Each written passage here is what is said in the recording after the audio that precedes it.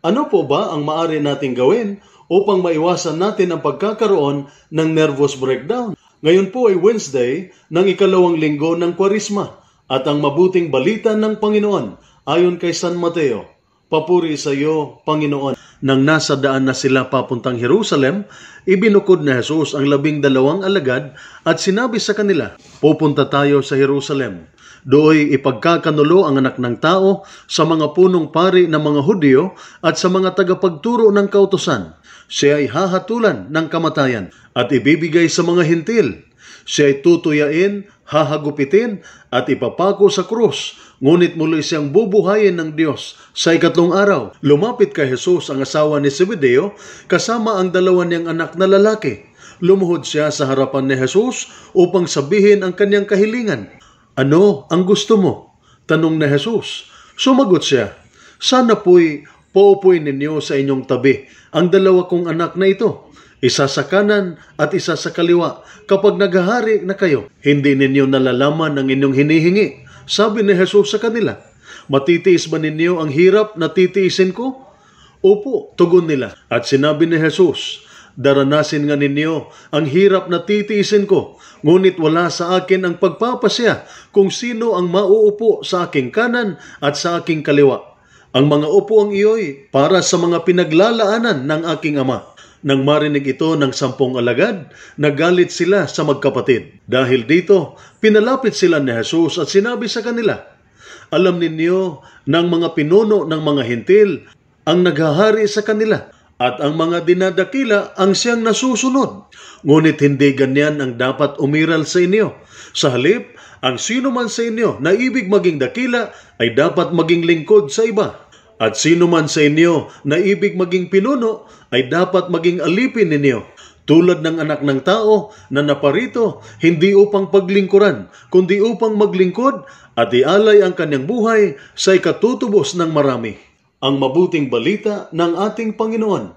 Pinupuri ka namin, Panginoong Hesukristo. Nagalit at nagdamdam ang ibang mga apostol sa magkapatid na Santiago at Juan sa mabuting balita. Sa kasamaang palad, nagalit po sila hindi po dahil na-disappoint sila sa ginawa ng magkapatid na nag-ambisyon ng pinakamataas na pwesto sa kaharian ng langit. Nagalit sila dahil ayon sa mabuting balita, mayroon din silang parihong ambisyon at naunahan lamang sila ng magkapatid. Dahil tulad ng magkapatid na Santiago at Juan, ang 10 apostol ay naniniwala din ng pinakadakila ang tinitingala sa lipunan ay ang pinaglilingkuran at hindi po ang naglilingkod. Sa pananaw ng mundo, ang pinaglilingkuran ay ang amo, ang pinuno o ang hari. Marami ang nangarap na maging tanyag at maging malaking tao upang siya ang tinitingala at pinaglilingkuran ng mga tao. Ngunit iba ang pananaw ng Panginoon sa mga alagad na nangangarap at naghahangad ng pinakamataas na pwesto. Sinabi niya sa kanila, "Sino man sa inyo ang nagnanais maging dakila ay dapat maging lingkod ng lahat." Ibig sabihin, ang naglilingkod at hindi po ang pinaglilingkuran ang pinakadakila at tinitingala sa mata ng Diyos. Kaya tayong lahat ay maaring maging dakila dahil ang bawat isa sa atin ay mayroong kakayahang maglingkod at sa pagtulong natin sa kapwa ay mahanap natin ang totoong kaligayahan. Kaya nga po siguro sinabi ni Dr. Carl Augustus Menninger, si Carl Augustus Menninger, na nabuhay between 1893 to 1990, was an American psychiatrist and a member of the Menninger family of psychiatrists who founded the Menninger Foundation and the Menninger Clinic in Topeka, Kansas. Minsan, nagtuturo di umano si Dr. Menninger tungkol sa mental health at pagkatapos ng kanyang lecture, mayroon pong nagtanong sa isa sa mga participants kung ano ang kanyang mai-suggest na pinakamabuting gawin kung nararamdaman na ng isang tao na malapit na siyang makaranas ng nervous breakdown. Marami sa mga nag-attend sa nasabing pagtitipon ang nag-aakala na ang maging payo ni Dr. Menninger bilang preventive measure ay ang pagbisita at pagkonsulta sa isang psychiatrist. Ngunit nagulat silang lahat sa kanyang tugon dahil sinabi niya, "Isara mo ang pintuan ng iyong bahay.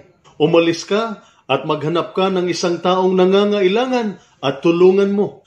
ibabad at ilublob mo ang iyong sarili sa buhay ng ibang tao. Iyan ang tiyak na gamot sa nervous breakdown, sa inip, at sa iba pang nakabagabag sa iyong isip. Ayon kay Dr. Menninger. Muli, ano po ba ang maaari nating gawin upang maiwasan natin ang pagkakaroon ng nervous breakdown?